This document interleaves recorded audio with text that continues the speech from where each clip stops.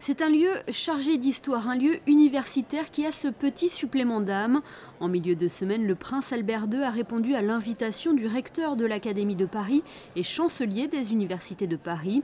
François Weil a fait visiter une partie du bâtiment comme cette chapelle qui abrite le tombeau du bâtisseur de l'université, le cardinal de Richelieu. Le souverain a également pu découvrir la bibliothèque universitaire au milieu des étudiants, ainsi que des conférences.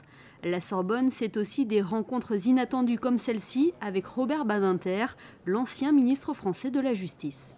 Nous avons pu, là encore, faire découvrir au prince ce bâtiment, le grand amphithéâtre de la Sorbonne et l'ensemble du palais académique, de la bibliothèque de la Sorbonne avec les étudiants. Donc un bâtiment qui est à la fois un bâtiment musée, mais qui est également un bâtiment tourné vers l'avenir, occupé par plusieurs universités et qui est un bâtiment de la recherche en train de se faire. Et j'étais donc très honoré et très heureux de pouvoir montrer au prince cette Sorbonne d'hier, mais aussi cette Sorbonne de demain. Au fur et à mesure de la visite, on découvre également ces plaques du grand vestibule de la Sorbonne dédiées aux bienfaiteurs de l'université. Plaques sur lesquelles on peut y voir le nom du trisaïeul du prince souverain, le prince Albert Ier. Et ce n'est pas le seul lien qui unit la Sorbonne à Monaco. La Sorbonne, évidemment, a été créée, mais c'était un peu un mythe fondateur par Robert de Sorbon, mais véritablement créée par le cardinal de Richelieu au XVIIe siècle, ce qui fait le premier lien avec la famille princière, puisque la princesse Alice, la deuxième épouse du prince Albert Ier, était veuve de l'avant-dernier duc de Richelieu. Et d'ailleurs, c'est pour cette raison qu'un portrait de la princesse Alice figure aujourd'hui dans les salons de la Sorbonne.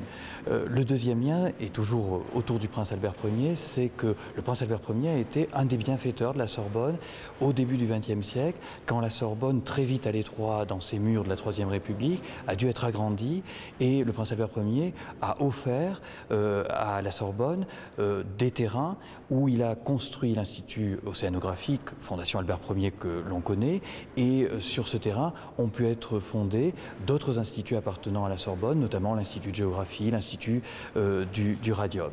Au cours de cette visite, le recteur a également voulu montrer au prince Albert II la pièce dans laquelle Pierre de Coubertin créa le Comité olympique international en 1894. Un lieu qui a une grande importance pour le prince souverain, lui qui est membre du CIO depuis 1985.